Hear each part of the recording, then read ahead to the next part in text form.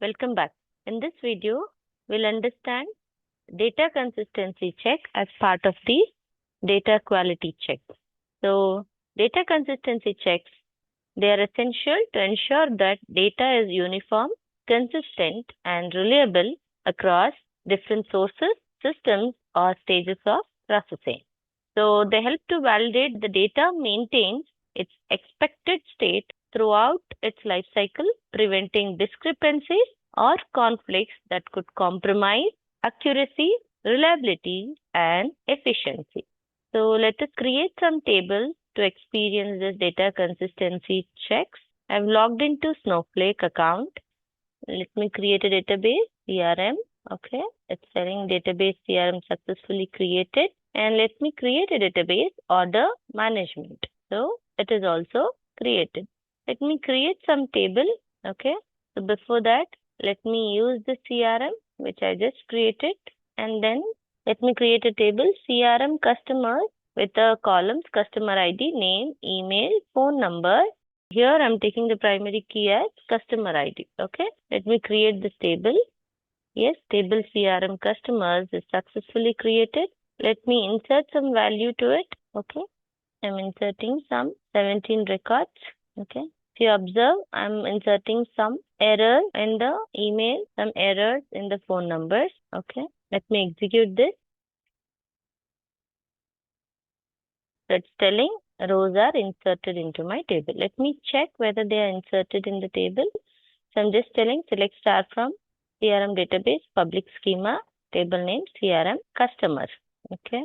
Yes, it has been inserted in the table. Next, let me create one more table under order management database. So let me use that first and let me create the order customer table.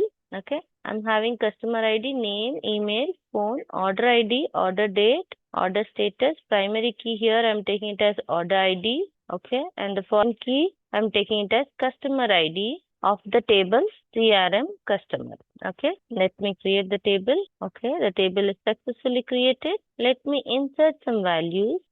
If you observe, I'm inserting some IDs of the corresponding tables. Okay, the data has been inserted in the table. Let me check how is the data in my table. So let me select start from the database.schema.table name. Okay. So yes, that the data is being inserted in the table. So let us go to the first check of the data consistency check. The first check is cross-system consistency. Okay. So cross-system consistency, it verifies the data is consistent across multiple systems. So the customer information exists in both a CRM and an order management system, it should be same in both the systems. Let us check this. Okay.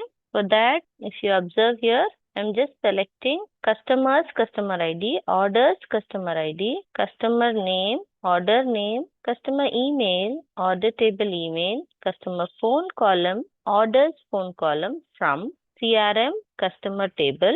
This is the database.schema, okay, which I'm specifying for this table where it is created. Then I'm telling please have an inner join with the order customer table, which is in the public schema of order management database. Okay, I'm aliasing the whole table as O and this customer whole table as a C. And then on some condition, that is on the customer ID, customer ID is equals to order customer ID, where usually the customer name and the order name should match with each other. Customer email should match with order email. Customer phone column should always match with the order phone. So I'm given condition, please fetch those records where customer name is not equal to order name, customer email not equal to order email, customer phone not equal to order phone, so that I can find the error where there is no match between these columns of these two tables. Okay, let me run this. So there are some mismatches between these two tables with respect to these three columns. Okay, so name of the customer table John Doe and the name of the order table, there is a difference. See, it is John Doe here, it is John A. Doe. Okay, email, there is a match, but there is a difference in the name. So that's why row has been fetched here.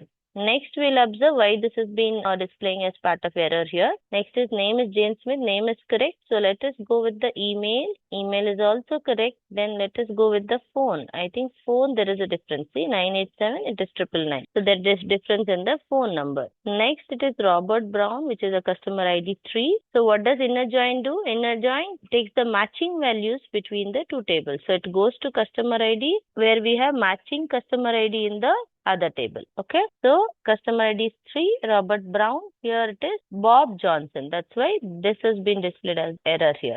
Next is the ID is 6, Sarah Davis. Okay, there's some problem here with the email ID match. See here, instead of at, it is percentage. So that is why this is also is a mismatch between the email of the customer CRM table and the order customer table of the order management database. Okay. So this was with all the columns together. You can have a check separately per column as well. See, for that, let us run this. So I'm telling, please fetch me the customer ID, order customer ID, customer name, order name from this particular CRM customer, and inner join with the order customer on condition customer ID is equals to customer ID where name is not equal to name. So it will fetch those records where customer ID is equals to customer ID. That means there is a matching record between two tables and there is no match between the name column, okay, which can be reported as a error. Similar way, we can check for the other columns as well. Let me check for the email and the phone column. So let me check the similar query. Only I have changed name to email. That's it.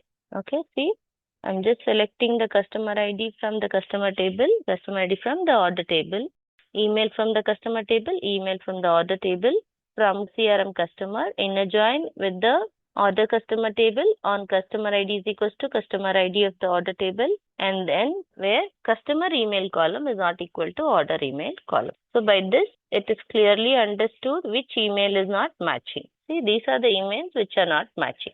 Okay. And then we'll see which are the phone numbers are not matching.